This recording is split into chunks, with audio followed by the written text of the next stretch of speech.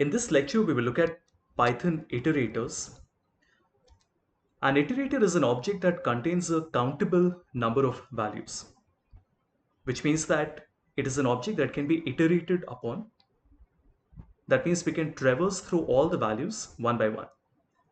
Now, technically in Python, an iterator is an object which implements the iterator protocol. And there are two methods that we use here. So we have ITER and the other one is next.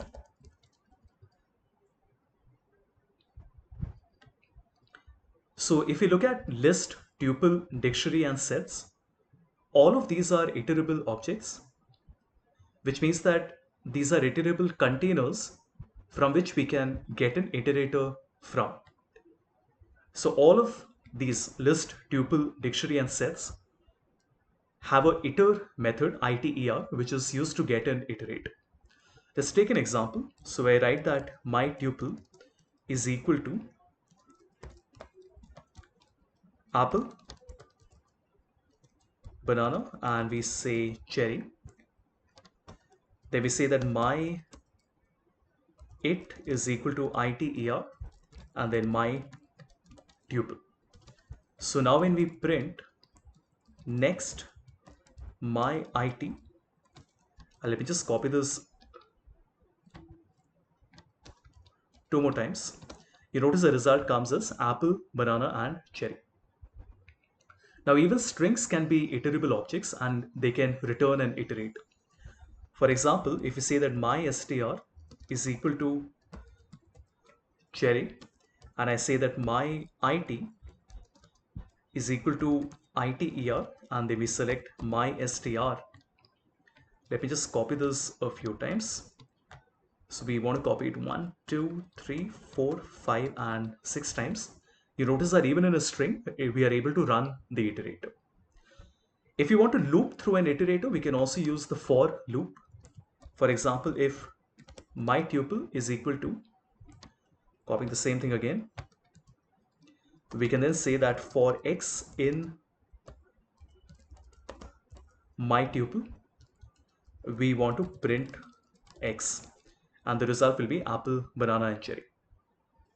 The same thing will work with a string as well.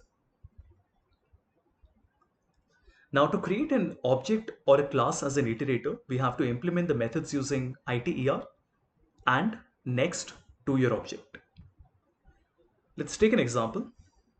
So we say that class by numbers and then we want to write ITER and then self. Then we say that self.a is equal to 1 and we want to return self.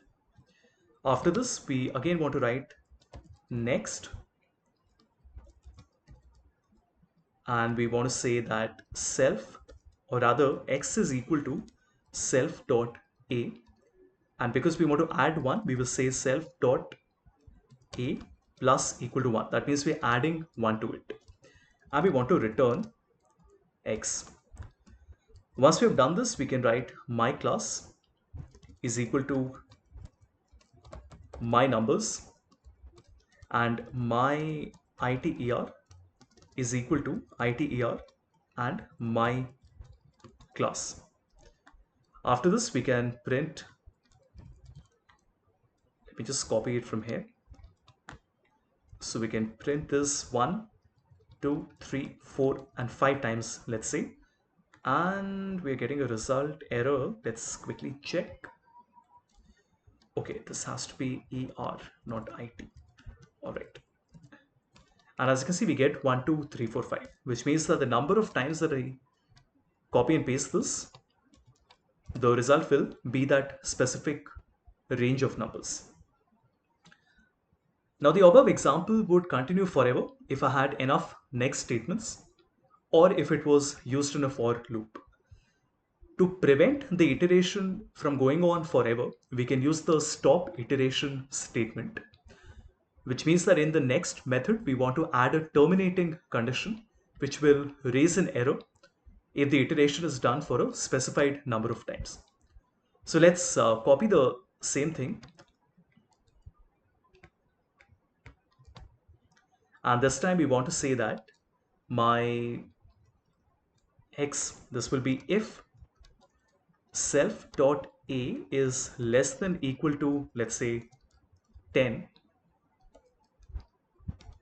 then we want to say that x is equal to self dot a, and self dot a is iterated by 1, and we want to return it.